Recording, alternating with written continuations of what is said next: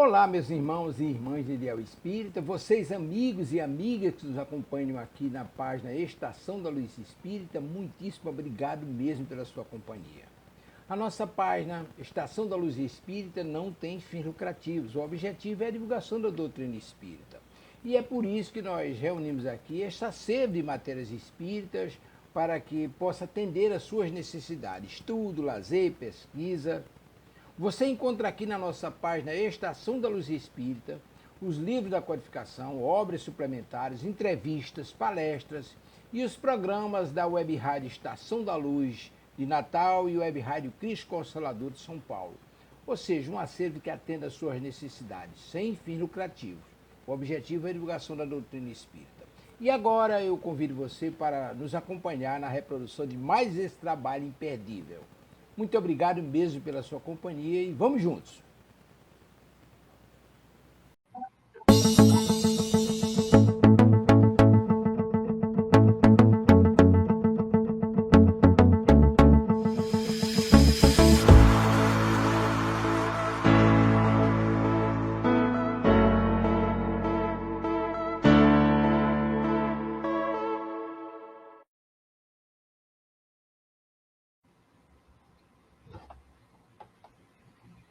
Boa noite a todos, espíritas e não espíritas. Mais uma vez, sejam bem-vindos ao programa Estudando o Livro dos Espíritos, com o Espírito Miramês, pela Web Rádio Cristo Consolador.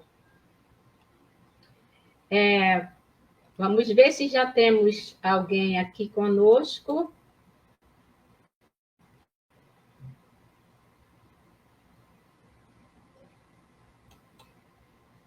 Parece que não, ainda não temos. Ainda não temos. Então, vamos fazer a nossa prece inicial, porque essa web rádio é uma web rádio espírita. E à medida que for entrando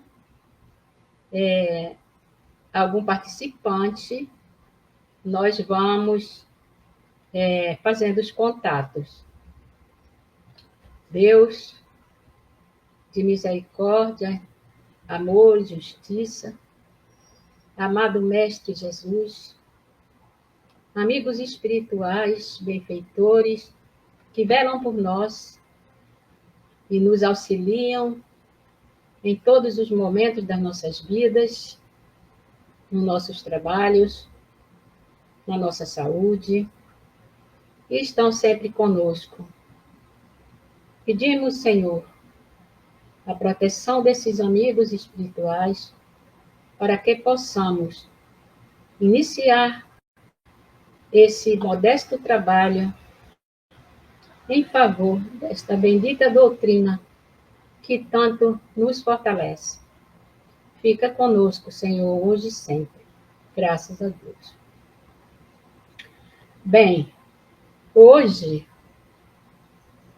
nós terminaremos a introdução ao estudo da doutrina espírita e vamos meditar na leitura dos itens 15, 16 e 17. Chegamos ao final da introdução ao estudo da doutrina espírita.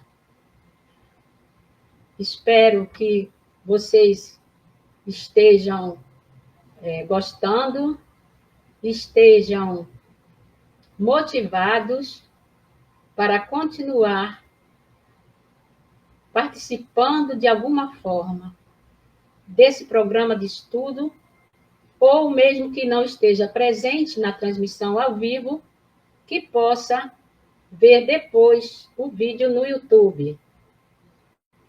E é com muita alegria que hoje nós fechamos o estudo da introdução.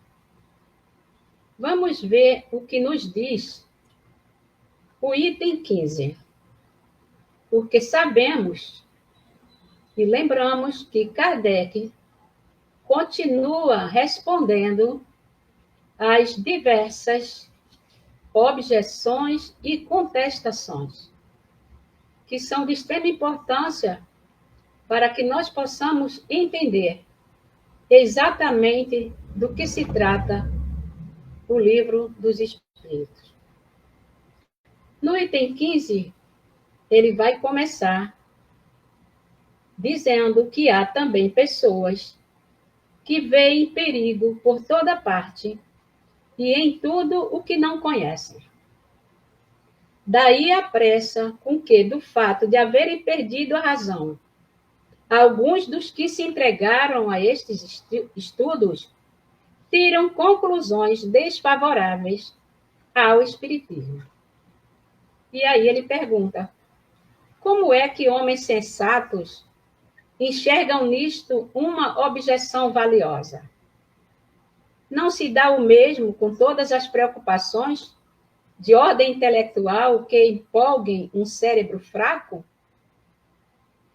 Quem será capaz de precisar quantos loucos e maníacos os estudos da matemática, da medicina, da música, da filosofia e outros têm produzido? Dever-se-ia, em consequência, banir esses estudos? Que prova isso? Eu acredito que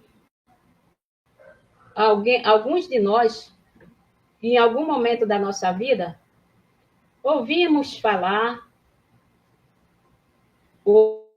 ouvimos determinadas conversas, informações de pessoas que estudaram muito, que estudaram tanto, que enlouqueceram.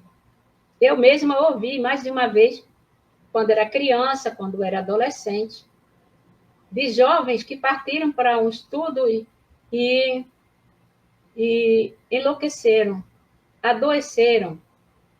Então, é isso que o Kardec está perguntando aqui.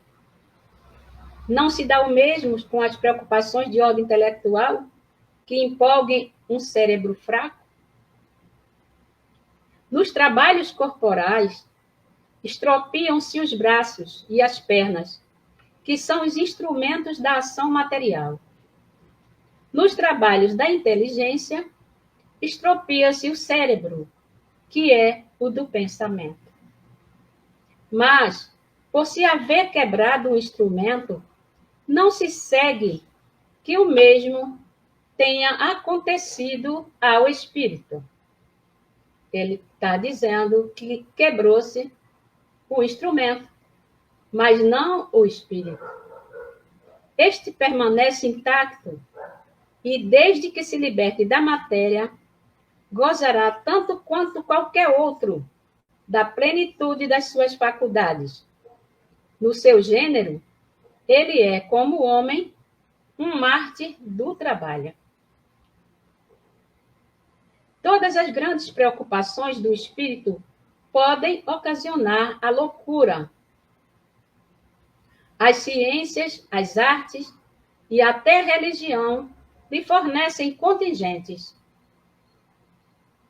A loucura tem como causa primária uma predisposição orgânica do cérebro, que o torna mais ou menos acessível a certas impressões. Quer dizer, isso é importante, né? Quer dizer, a loucura tem como causa primária uma predisposição orgânica do cérebro. Dada a predisposição para a loucura, esta tomará o caráter de preocupação principal, que então se muda em ideia fixa, podendo tanto ser a dos espíritos, em quem com ele se ocupou, como a de Deus, dos anjos, do diabo, da fortuna, do poder, de uma arte, de uma ciência, da maternidade, de um sistema político ou social. Ele está dizendo que em qualquer dessas circunstâncias em que o indivíduo não tenha a força, a saúde perfeita no seu instrumento cerebral, ele pode adoecer. Provavelmente o louco religioso se houvera tornado um louco espírita, se o espiritismo fora a sua preocupação dominante, do mesmo modo que o louco espírita o seria sob outra forma, de acordo com as circunstâncias. Digo, pois, que o espiritismo não tem privilégio algum a esse respeito. Vou mais longe. Digo que, bem compreendido, ele é um preservativo contra a loucura. Quer dizer, ao contrário das objeções, né, dos que estudaram, se aventuraram no estudo e adoeceram ou tiveram qualquer desequilíbrio, ele está dizendo que, ao contrário, o espiritismo, quando bem compreendido, é um preservativo contra não só a loucura, né, mas as doenças de alguma forma geral. Porque a mente que está em estado de maior elevação e de maior discernimento e sabedoria, ela certamente está menos vulnerável a uma série de coisas. Entre as causas mais comuns de sobreexcitação cerebral, devem contar-se as decepções, os infortúnios, as afeições contrariadas, que, ao mesmo tempo, são as causas mais frequentes de suicídio. Ora, o verdadeiro espírita vê as coisas deste mundo de um ponto de vista tão elevado. Elas lhe parecem tão pequenas, tão mesquinhas, a par do futuro que o aguarda. A vida se lhe mostra tão curta, tão fugaz, que aos seus olhos as tribulações não passam de incidentes desagradáveis no curso de uma viagem. O que em outro produziria violenta emoção, mediocremente o afeta. Demais, ele sabe que as amarguras da vida são provas úteis ao seu adiantamento. Se as sofrer sem murmurar, porque será recompensado na medida da coragem com que as houver suportado. Suas convicções lhe dão, assim, uma resignação que o preserva do desespero e, por conseguinte, de uma causa permanente de loucura e suicídio. Então, aqui ele está falando que o espírita que realmente compreende a doutrina, ele está, desde que ele entenda que as provas são úteis à nossa elevação, ao nosso adiantamento, ele vai ser muito mais preservado do desespero, não é? Porque ele está sabendo também que ele tem toda a proteção de que precisa com o seu discernimento e a sua sabedoria para se preservar dessa situação. Conhece também, pelo espetáculo, que as comunicações com os espíritos lhe proporcionam qual a sorte dos que voluntariamente abreviam seus dias, e esse quadro é bem de molde a fazê-lo refletir, tanto que a cifra muito considerável já ascende o número dos que foram detidos em meio desse declive funesto. Este é um dos resultados do espiritismo. Riam quantos queiram os incrédulos. Desejo-lhes as consolações que ele prodigaliza a todos os que se hão dado ao trabalho de lhe sondar as misteriosas profundezas. Cumpre também colocar entre as causas da loucura o pavor, sendo que o do diabo já desequilibrou mais de um cérebro. Essa parte é bem importante, porque todos nós conhecemos, né? A ameaça do diabo, quando a gente é criança, houve muitas coisas absurdas, né? Quantas vítimas não têm feito os que abalam imaginações fracas com esse quadro, que cada vez mais pavoroso se esforçam por tornar, mediante horríveis pormenores. O diabo, dizem, só mete medo a crianças, é um freio para fazê-las ajuizadas. Sim, é do mesmo modo, que o papão e o lobisomem. Quer dizer, eu espero que isso não exista mais, né? Mas muitos de nós viu isso de perto, na infância, na adolescência, né? Quando, porém, elas deixam de ter medo, estão piores do que dantes. E para alcançar-se tão belo resultado, não se levam em conta as inúmeras epilepsias causadas pelo abalo de cérebros delicados.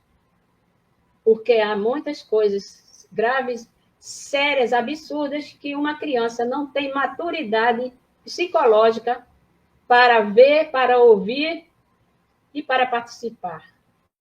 Isso é importante, principalmente nos dias de hoje, né?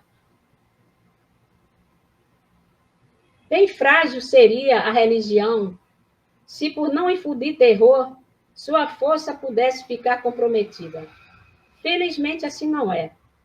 De outros meios dispõe ela para atuar sobre as almas. Mais eficazes e mais sérios são os que o Espiritismo lhe faculta, desde que ela os saiba utilizar. Ele mostra a realidade das coisas, e só com isso neutraliza os funestos efeitos de um temor exagerado. Ele respondeu aqui a contestação dos que têm medo de tudo, né? Porque tem outros motivos para ter medo de tudo, não só do espiritismo, né? Então, ele fecha aqui o item 15. Vamos ver o item 16. Resta-nos ainda examinar duas objeções, únicas, que realmente merecem este nome, porque se baseiam em teorias racionais. Ambas admitem a realidade de todos os fenômenos materiais e morais, mas excluem a intervenção dos espíritos. Ele está analisando aqui agora duas teorias que ele considera objeções que merecem o nome de objeção.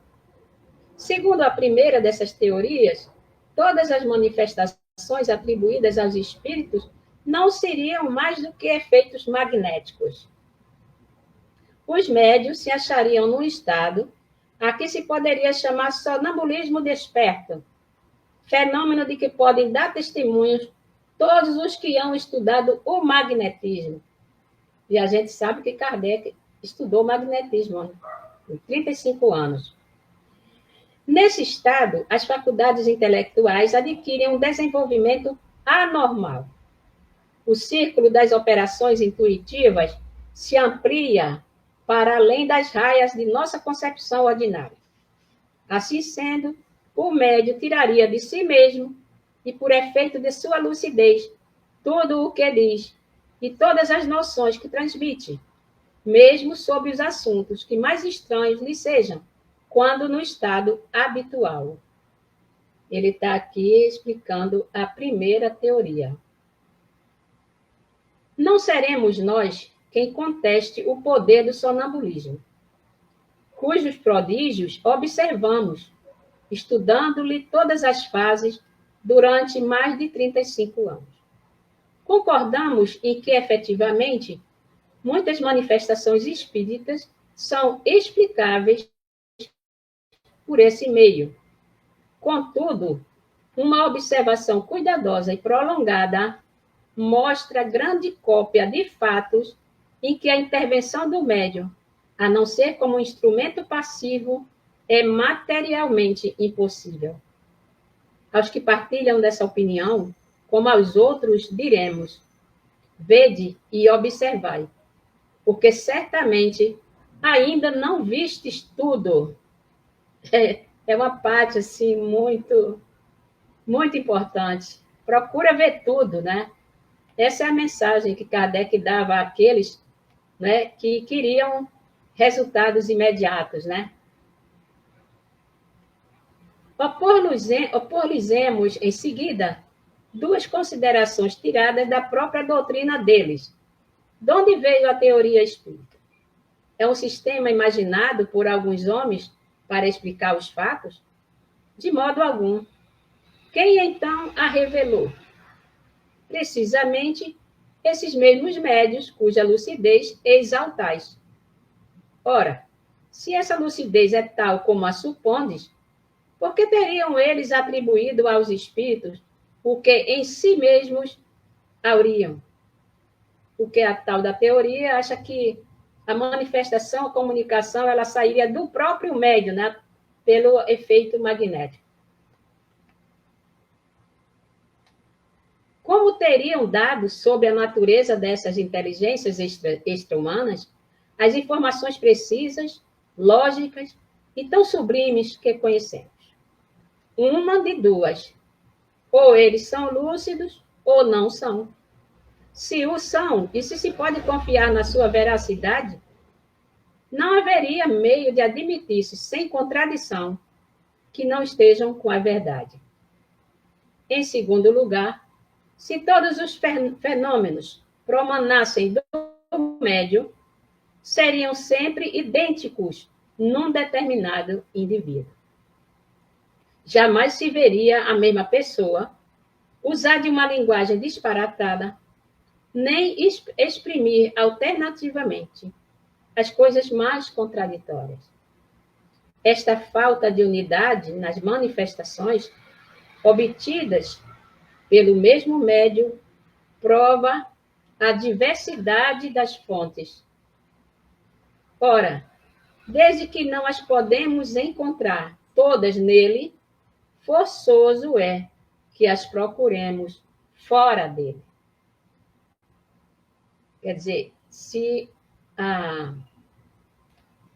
linguagem e a própria comunicação não se dá da mesma forma no mesmo indivíduo, no mesmo médio, é porque ela não está nele, ela tem que procurar a comunicação fora do médio, né? É isso que ele está falando.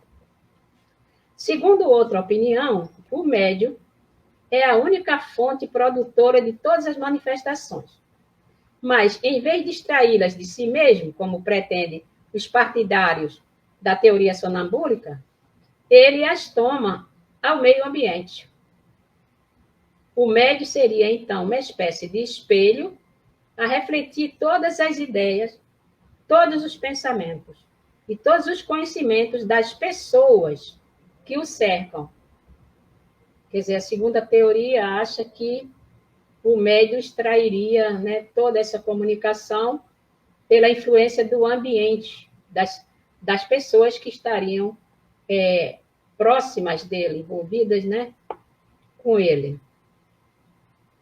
Nada diria que não fosse conhecido, pelo menos de algumas destas. Não é lícito negar-se, e isso constitui mesmo um princípio da doutrina, a influência que os assistentes exercem sobre a natureza das manifestações. Esta influência, no entanto, difere muito da que supõe existir e dela a que faria do médium um eco dos pensamentos daqueles que o rodeiam. Ele quer dizer, mesmo que possa haver essa influência, o médium não é um espelho que reflete fielmente pensamentos de pessoas que estão presentes. A que faria do médium um eco dos pensamentos daqueles que o rodeiam vai grande distância, porquanto milhares de fatos demonstram o contrário. Há, pois, nessa maneira de pensar, grave erro, que uma vez mais prova o perigo das conclusões prematuras, sendo-lhes impossível negar a realidade de um fenômeno que a ciência vulgar não pode explicar, e não querendo admitir a presença dos espíritos, os que assim opinam o explicam a seu modo. Quer dizer, a gente conhece muito bem esse filme, até hoje, né? É assim, funciona para muita gente. Explica conforme as suas conveniências, seus interesses, né? Se ajusta as coisas, o conhecimento às suas conveniências. Seria especiosa a teoria que sustentam se pudesse abranger todos os fatos.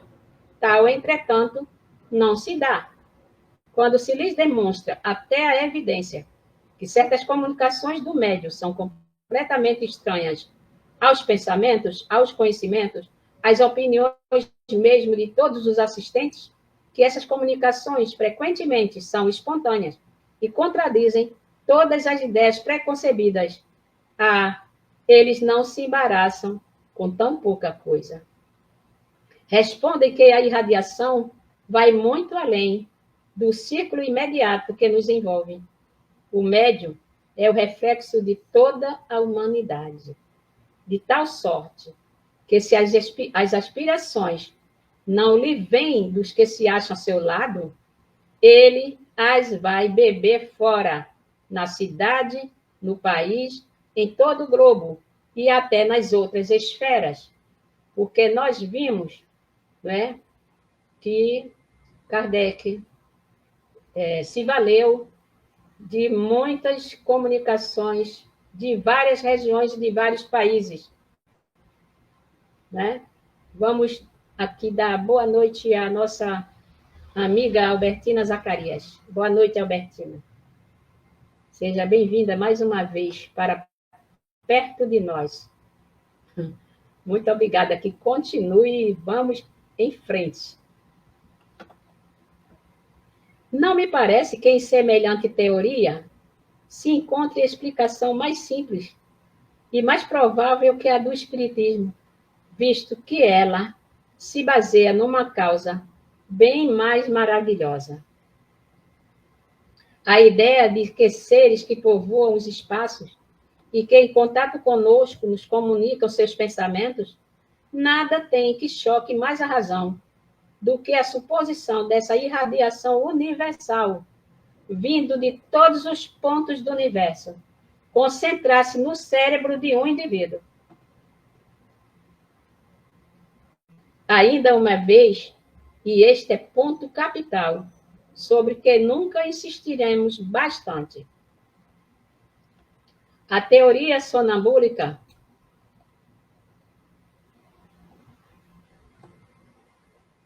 e a que se poderia chamar refletiva foram imaginadas por alguns homens, são opiniões individuais, criadas para explicar um fato, ao passo que a doutrina dos espíritos não é de concepção humana.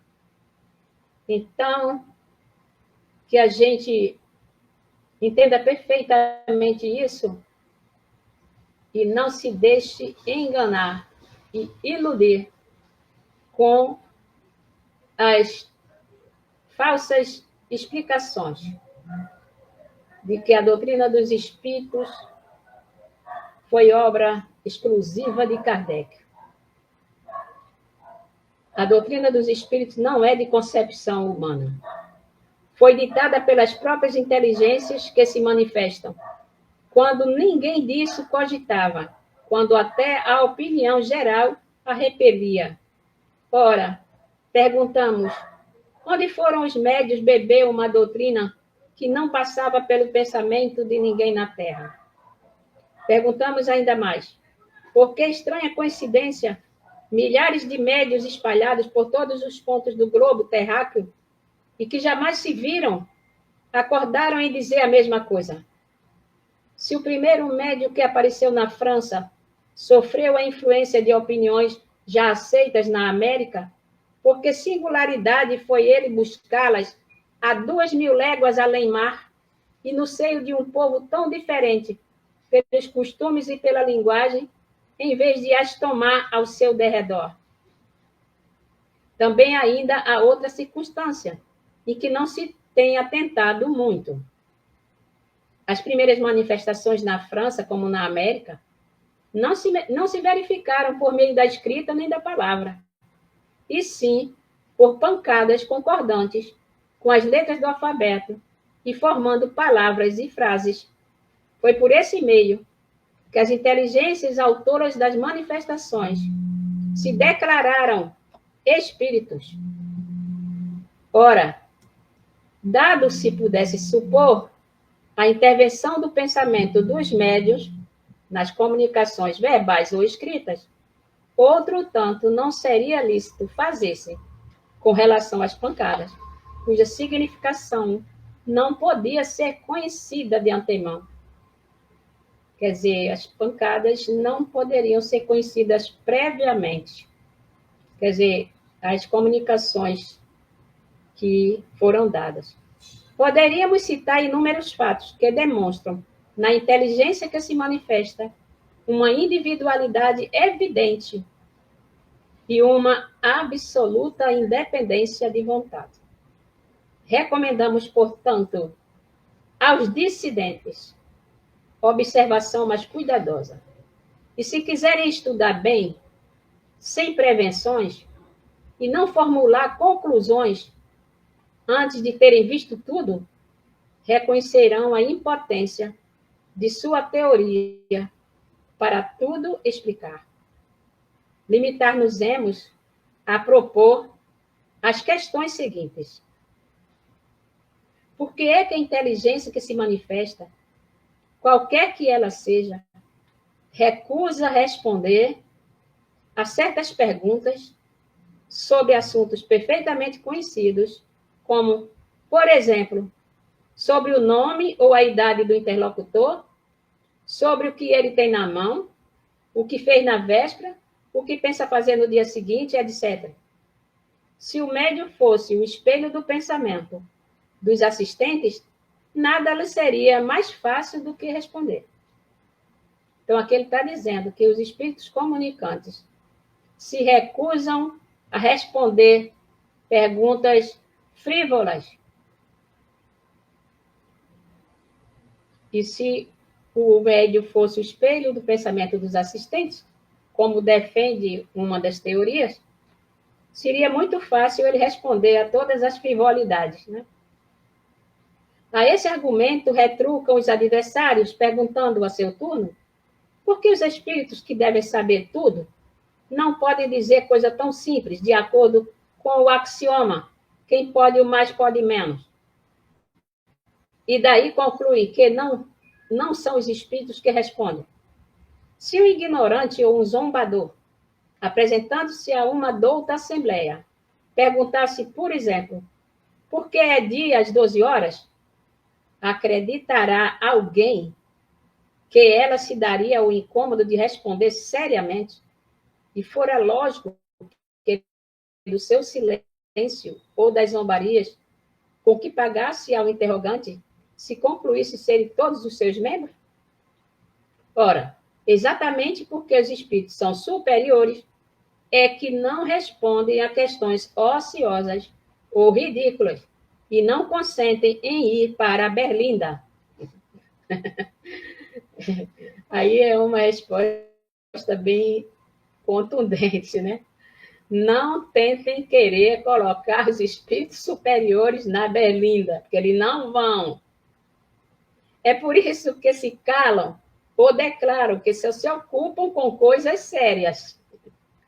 Perguntaremos finalmente, por que é que os espíritos vêm e vão-se muitas vezes em dado momento, e passado este, não há pedidos nem súplicas que os façam voltar. Eles só vêm na hora que eles podem vir e que ele tem vontade de vir. Se o médium obrasse unicamente por impulso mental dos assistentes, é claro que em tal circunstância, o concurso de todas as vontades reunidas haveria de estimular-lhe a clarividência, desde, portanto, que não cede ao desejo da Assembleia, corroborado pela própria vontade dele, é que o médium obedece a uma influência que lhe é estranha e aos que o cercam, influência que, por esse simples fato, testifica da sua independência e da sua individualidade. Então, muitas respostas nós estamos vendo que Allan Kardec teve que dar a todos os contraditores das mais variadas formas. E nós vemos também que ele nunca perdeu a fé, a confiança no que ele estava fazendo e nunca perdeu o equilíbrio, porque ele não respondia a pessoas, ele respondia a ideias, ele argumentava e esclarecia as ideias e não debatia com pessoas, mas com as ideias e os argumentos. Então, isso é bastante importante, né? A postura, não é? Do cientista, do pesquisador, do professor, de todos aqueles que têm essa difícil missão de instruir. Porque se ele ficasse debatendo com pessoas, levando todas as questões, contestações para o lado pessoal, que infelizmente ainda nós fazemos muito isso aqui, né? Aí ele não vai contribuir para instruir ninguém, porque vai ficar debate, um de lá e outro de cá, e não facilita, não é? O crescimento intelectual, moral, espiritual, porque se perde tempo, né? Debatendo pessoas e não ideias, projetos de vida, projetos de trabalho, que são coisas importantes, né? Então, aqui ele fecha esse item 16. E aí nós vamos para o 17.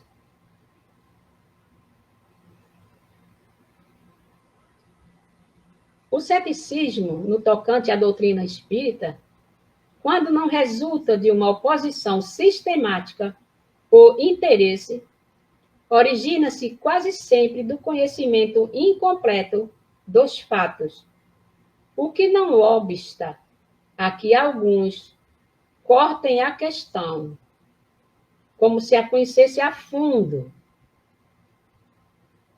Então, por isso que nós estamos aqui fazendo essa leitura meditativa desses textos do Livro dos Espíritos, tal como ele é, sem atalhos e nem retalhos. Porque para entender é preciso ler.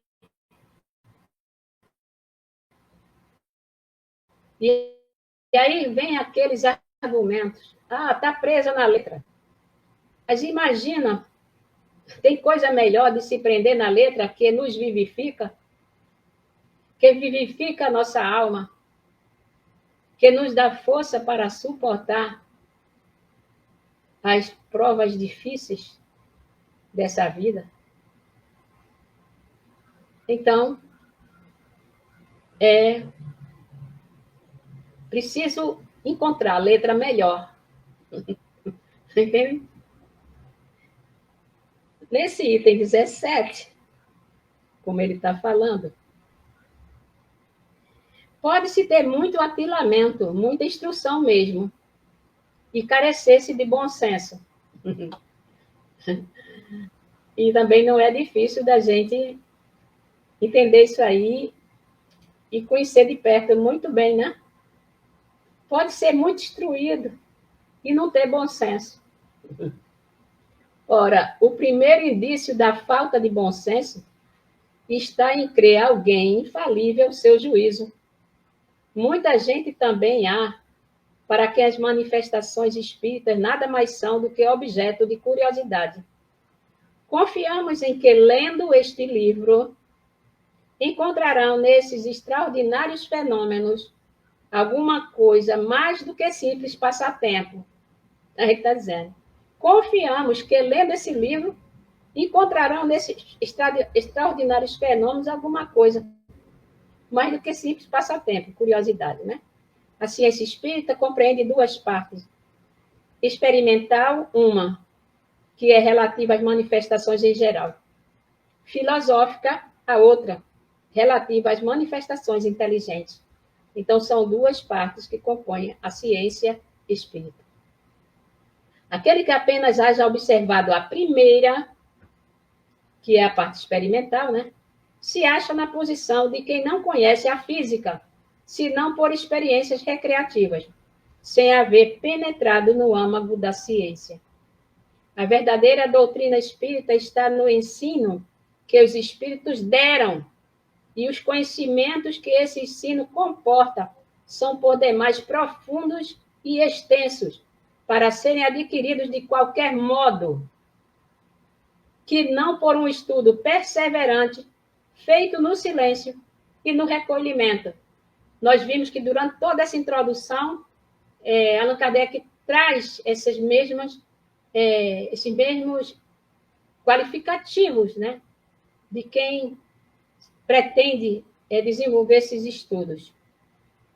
Porque só dentro desta condição se pode observar um número infinito de fatos e particularidades que passam despercebidos ao observador superficial e firmar opinião. Não produzisse este livro outro resultado, além do de mostrar o lado sério da questão e de provocar estudos neste sentido, e rejubilaríamos por haver sido eleito para executar uma obra em que, aliás, nenhum mérito pessoal pretendemos ter, pois que os princípios nela exarados não são de criação nossa. Mesmo está aqui escrito isso aqui, né? Com todas essas letras, mas ainda há quem ache que não é isso, né? O mérito que apresenta cabe todo aos espíritos que habitaram. Esperamos que dará outro resultado, o de guiar os homens que deseja esclarecer-se, mostrando-lhes, nestes estudos, um fim grande e sublime, o do progresso individual e social, e o de lhes indicar o caminho que conduz a este fim. Aí ele vai chegando para a conclusão da introdução. O último parágrafo conclusivo dessa introdução longa, mas extremamente importante. Concluamos fazendo uma última consideração. Alguns astrônomos, sondando o espaço, encontraram na distribuição dos corpos celestes lacunas não justificadas e em desacordo com as leis do conjunto. Suspeitaram que essas lacunas deviam estar preenchidas por globos que lhes tinham escapado à observação. De outro lado, observaram certos efeitos, cuja causa lhes era desconhecida, e disseram: deve haver ali um mundo, porquanto esta lacuna não pode existir, e estes efeitos hão de ter uma causa. Julgando, então, da causa pelo efeito, conseguiram calcular os elementos e, mais tarde, os fatos lhes vieram confirmar as previsões. Apliquemos este raciocínio a outra ordem de ideias. Se se observa a série dos seres, descobre-se que eles formam uma cadeia sem solução de continuidade, desde a matéria bruta até o homem mais inteligente. Porém, entre o homem e Deus, alfa e ômega de todas as coisas, que imensa lacuna! Será racional pensar-se que no homem terminam os anéis dessa cadeia e que ele transforma exponha sem transição a distância que o separa do infinito? A razão nos diz que entre o homem e Deus, outros elos necessariamente haverá. Como disse aos astrônomos, que entre os mundos conhecidos, outros haveria desconhecidos. Que filosofia já preencheu essa lacuna? Essa pergunta é a pergunta final da conclusão que ele está trazendo da introdução. Que filosofia já preencheu essa lacuna? O Espiritismo nos-la mostra preenchida pelos seres de todas as ordens do mundo invisível. E estes seres não são mais do que os espíritos dos homens, nos diferentes graus que levam à perfeição. Tudo então se liga, tudo se encadeia, desde o alfa até o ômega. Vós, que negais a existência dos espíritos, preenchei o vácuo que eles ocupam. E vós, que rides deles, ousai rir das obras de Deus e da sua onipotência. Allan Kardec. É assim que ele termina a introdução ao estudo da doutrina espírita. É um grande recado para todos nós. E, nesse caso, eu vou dar, ainda temos 15 minutinhos, a Albertina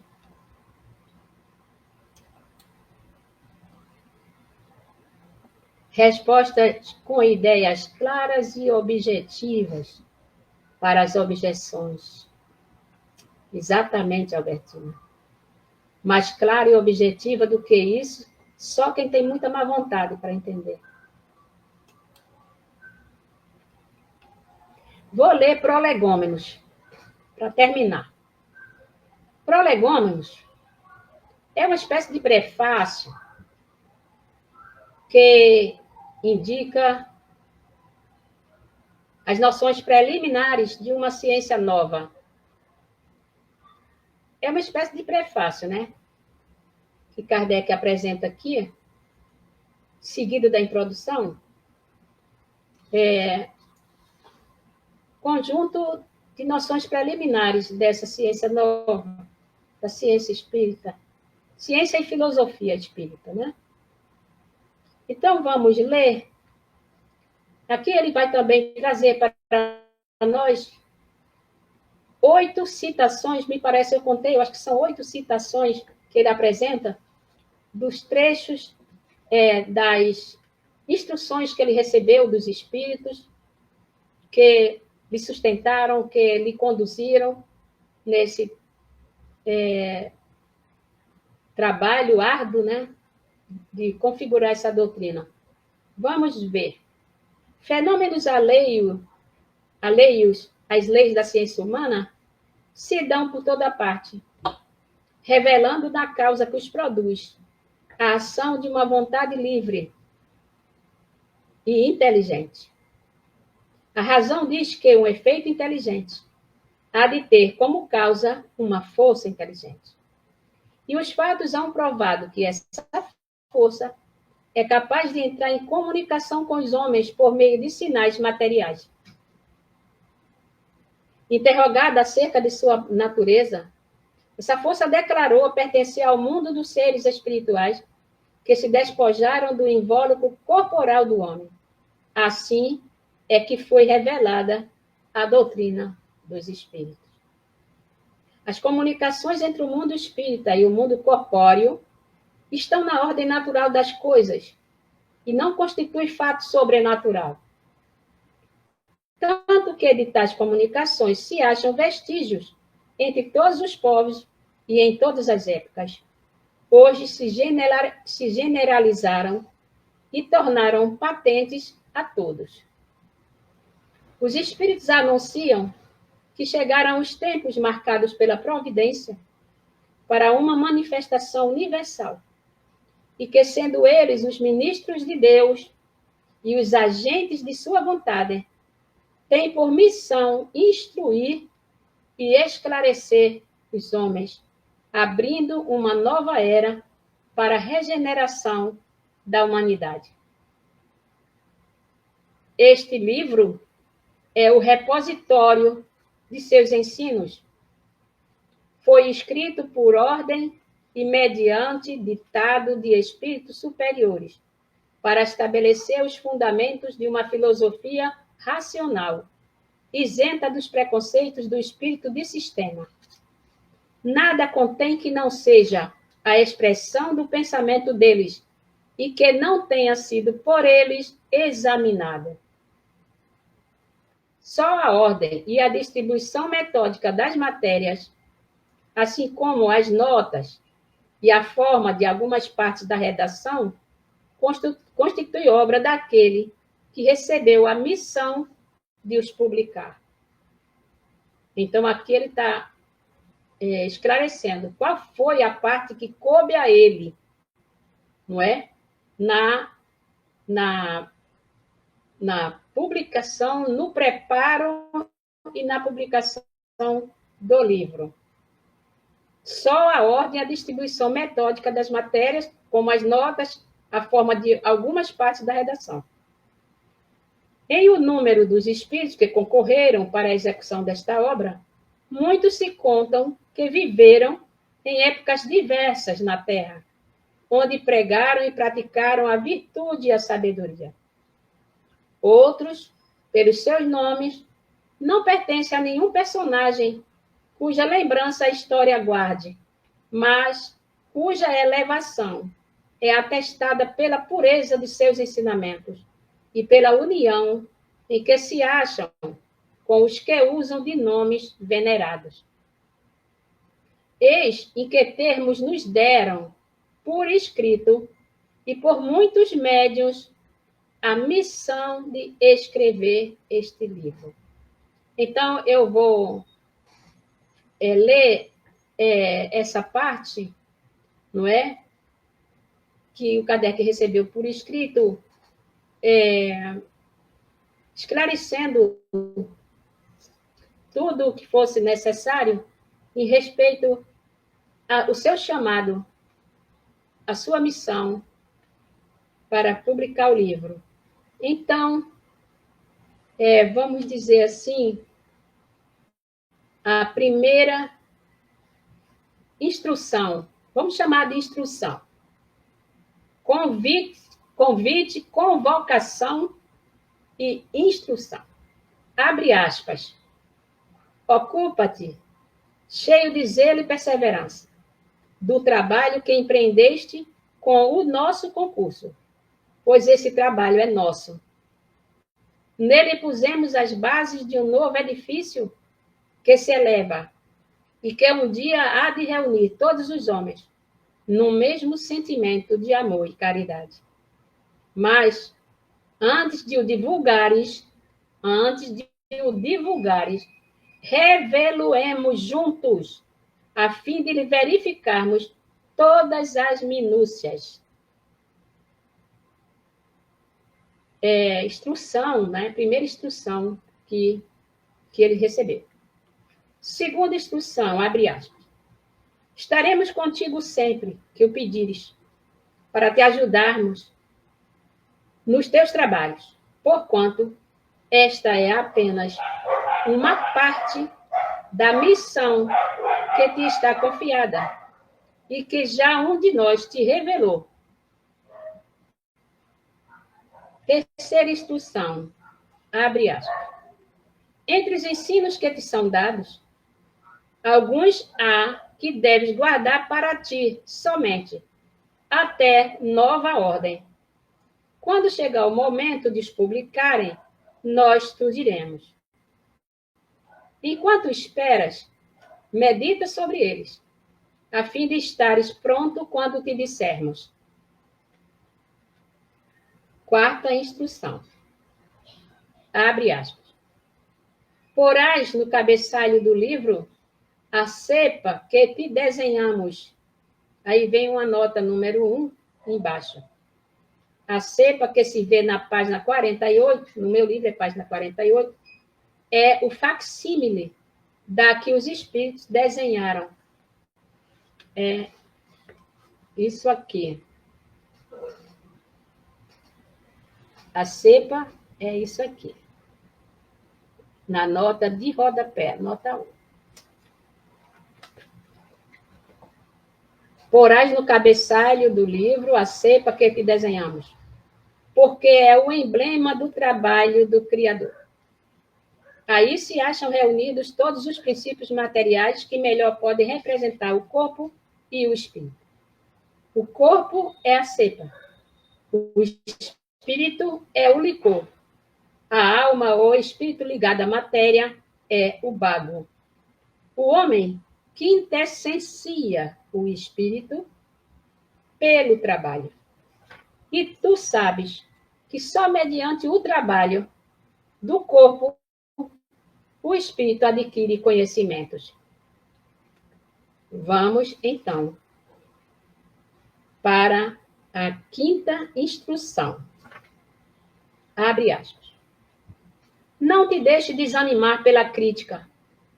Encontrarás contraditores encarniçados, sobretudo entre os que têm interesse nos abusos. Encontrá-los-ás mesmo entre os espíritos. Por isso, que os que ainda não estão completamente desmaterializados procuram frequentemente semear a dúvida por malícia ou ignorância. Prossegue sempre. Crê em Deus e caminha com confiança. Aqui estaremos para te amparar. E vem próximo o tempo em que a verdade brilhará de todos os lados. Vamos para a sexta instrução. Abre aspas. A vaidade de certos homens, que julgam saber tudo e tudo querem explicar a seu modo, dará nascimento a opiniões dissidentes. Na Revista Espírita, nós vemos que ele também se deparou com opiniões dissidentes, muito próximas a ele. Mas todos os que tiverem em vista o grande princípio de Jesus se confundirão num só sentimento, o do amor do bem, e se unirão por um laço fraterno que prenderá o mundo inteiro. Estes deixarão de lado as miseráveis questões de palavras para só se ocuparem com o que é essencial. E a doutrina será sempre a mesma, quanto ao fundo, para todos os que receberem comunicações de espíritos superiores. Vamos na sétima instrução. Abre aspas. Com a perseverança é que chegarás a colher os frutos dos teus trabalhos.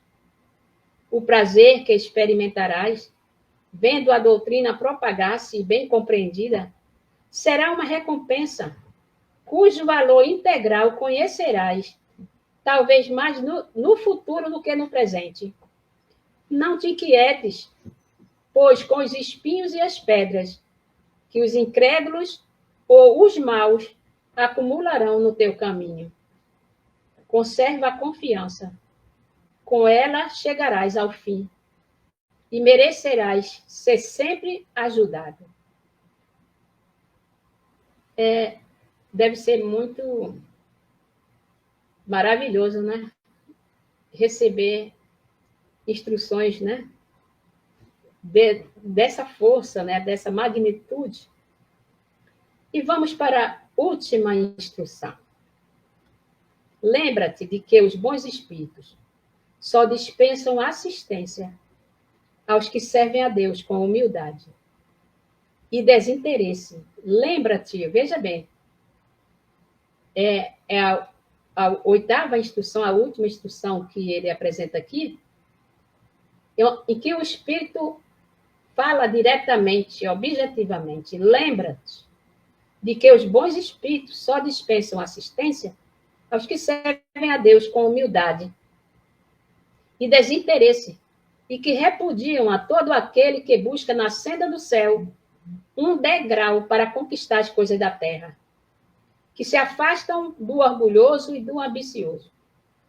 O orgulho e a ambição serão sempre uma barreira erguida entre o homem e Deus. São um véu lançado sobre as claridades celestes. E Deus não pode servir-se do cego para fazer perceptível a luz. Fecha aspas. São João Evangelista, Santo Agostinho, São Vicente de Paulo, São Luís, o Espírito da Verdade, Sócrates, Platão, Fenelon, Franklin, Swedenborg, etc, etc. Então, aqui nós encerramos essa parte desse estudo, né? Com muita alegria. E confiante, né? Que instruções desse porte, ela vale também para todos os que buscam. Porque está escrito que quem busca, acha. Quem bate à porta, abre-se-vos-á. Então, que Deus nos ajude a compreender melhor e sempre todo esse legado, todas essas instruções, porque vamos precisar muito delas. Todos vamos precisar muito delas. Para que possamos ter a dignidade e a educação suficiente para encarar todas as dificuldades que estão por vir, além das que já aparecem em nossas pequenas provas de cada dia, né? Um abraço para todos vocês e continue conosco, porque na próxima semana vamos começar o estudo do Livro dos Espíritos, com comentário do Espírito Miramês. Vamos começar a parte primeira, intitulada Das Causas Primárias. Vamos começar pela pergunta 1 e pela pergunta 2, na próxima semana. Então, estejam conosco na transmissão ou depois dela. Vai ser bem importante, tá? Um grande abraço. Fiquem com Deus. Uma ótima semana de paz, de alegria e de saúde para todos.